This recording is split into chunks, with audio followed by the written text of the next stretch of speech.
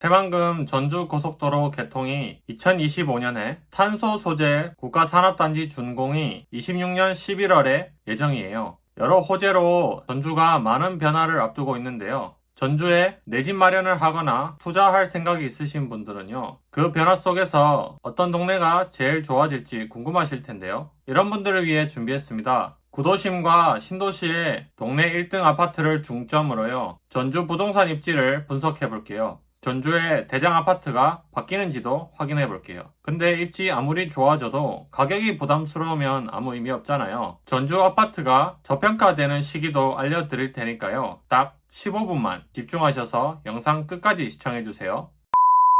지금 보시는 것 같이 새만금에서 전주를 잇는 새만금 전주 고속도로가 개통되면 전주의 구도심이 혜택을 보고요. 탄소 소재 국가산업단지 조성은 전주의 신도시가 혜택을 보는데요. 전주시를 자세히 모르시는 분들도 계실 테니 지도로 살펴보면 다음과 같습니다. 구도심은 지도에서 보는 것 같이 홍천동, 서신동, 서곡동, 효자동이 있고요. 신도시는 에코시티, 혁신도시, 그리고 그 옆에 만성지구가 있습니다. 이 구도심 중에 대장 동네는 효자동 안에 있는 효자동 2가인데요. 여기 1등 아파트 한 곳을 뽑았고요. 신도시는 아파트 가격이 다 비슷해서 1등 한 곳 말고 1, 2등 인격인 두 곳을 뽑았습니다. 왜 1등 아파트를 보냐면요. 그 동네 집값은 1등 아파트가 이끌어 가거든요. 그래서 동네 전체보다는 그 동네 1등 아파트를 분석하는 게 더 편해요. 직관적으로 이야기도 쉽고요. 제가 선정한 3개 아파트는 다음과 같습니다. 대방 DMCT는 혁신도시 1등 아파트고요. 전주 효천 대방 노블랜드 에코파트는 구도심 중 대장 동네인 효자동 2가 1등 아파트고요. 더 시티 더샵 2차는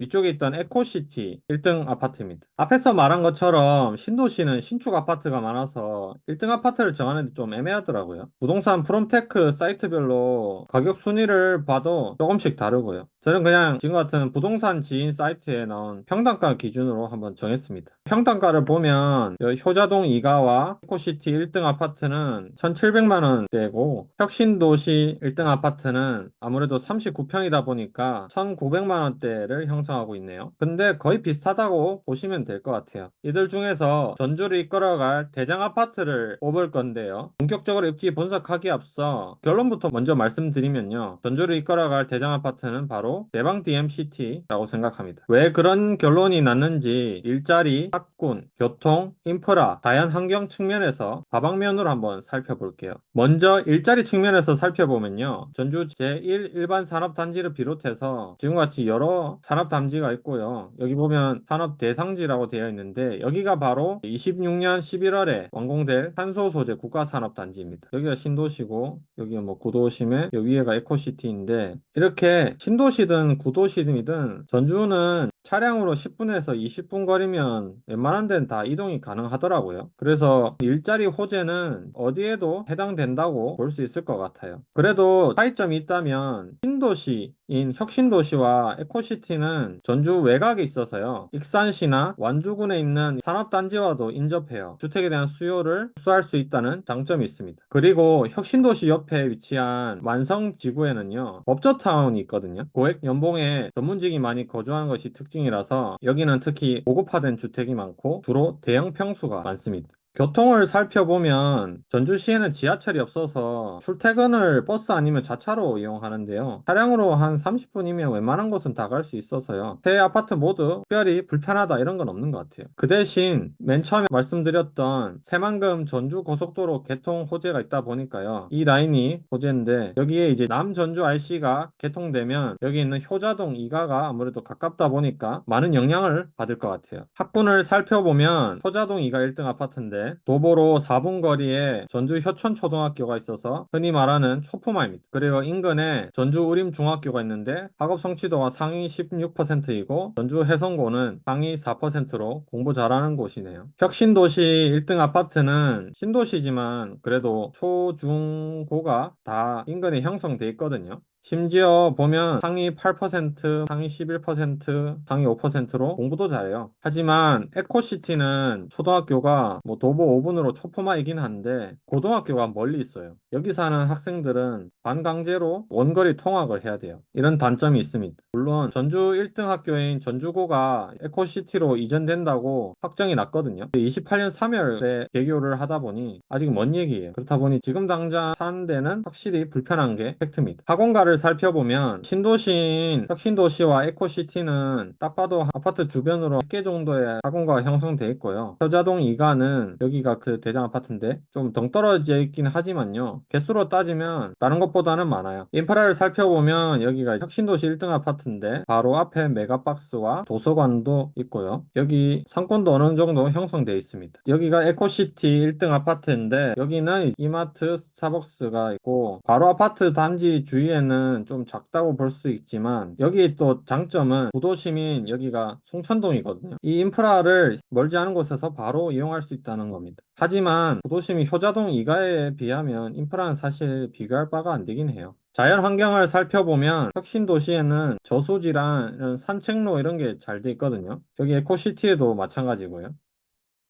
그렇다고 구도심이 딸리느냐? 그런 것도 아닙니다. 구도심도 여기 강을 끼고 있어서 산책하거나 자연 환경에서 동떨어져 있다고 볼 수는 없을 것 같아요. 이렇게 여러 측면으로 살펴봤는데요. 특히 혁신도시는 일자리 전주시가 밀어주고 학군과 학원가도 구도시 못지않게 훌륭하더라고요. 인프라는 조금 부족하지만 사람들이 계속 모이다 보면 결국 상권도 서서히 좋아질 거거든요. 그리고 계획도시다 보니까 자연 환경도 좋더라고요. 이런 여러 측면들을 고려했을 때 아무래도 전주를 이끌어갈 대장 아파트는 혁신도시에서 계속 나오지 않을까 싶습니다. 지금은 대방 DMCT가 이에 해당되는 거죠. 전세가를 봐도 이를 확인할 수가 있는데요. 30평대를 기준으로 에코시티는 전세가가 3억 2천, 효자동 2가는 3억 3천에 형성되어 있어요. 이에 반해 혁신도시는 3억 6천에서 7천까지 형성돼 있어요. 그래서 전세 만기로 내 집 마련하거나 투자할 생각이 있으신 분들은 꼭 혁신도시 기억해 두세요.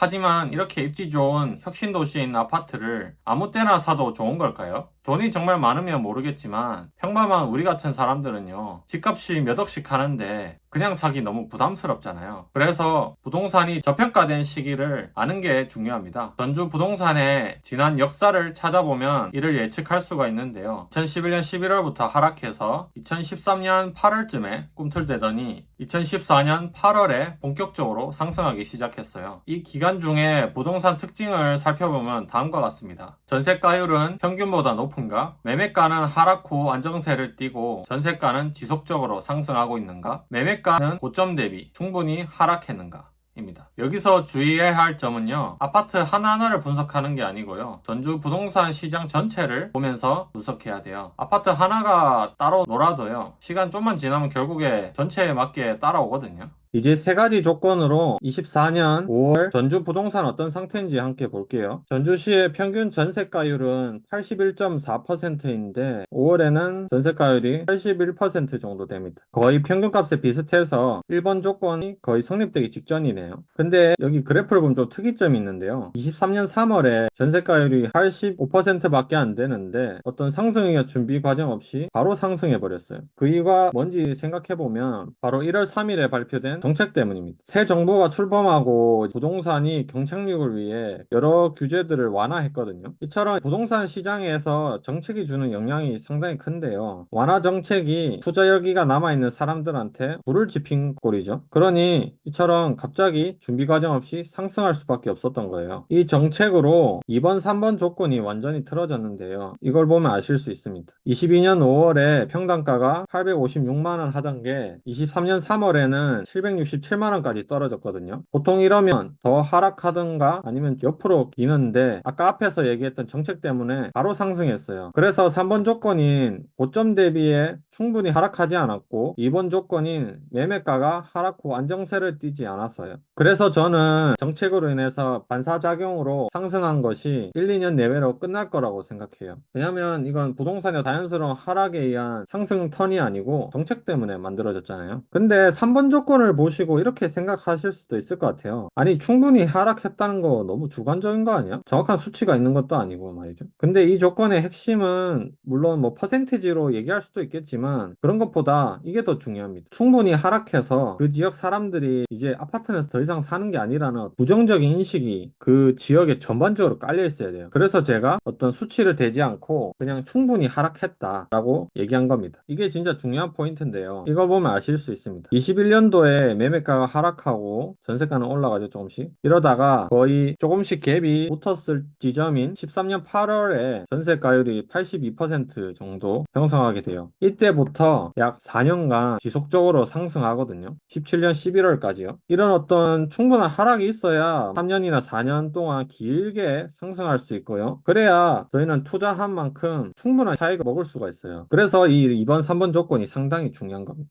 그럼 이제 전주시의 앞으로의 전망에 대해 예측해보자면요. 이게 입주 물량인데 상승장 때보다는 훨씬 적은 걸 알 수 있죠. 누가 봐도. 이러면 이제 입주장 때문에 전세가가 눌리는 현상은 없거든요. 그러면 전세가는 정책이 뭐 이렇게 방해하지 않는 이상 자연스럽게 조금씩 상승하게 돼요. 그리고 앞에서 매매가는 정책 때문에 잠깐 반등했지만 1, 2년 내로 하락하거나 옆으로 길 거라고 했잖아요. 그럼 이 매매가는 언제 바닥을 찍고 상승할까요? 이러려면 청약 경쟁률이랑 분양권 프리미엄 상태를 알아야 돼요. 서신 더샵 비발디 아파트인데요. 여기 보시면 경쟁률이 상당히 높고 분양가보다 더 높게 거래된 걸 알 수 있죠.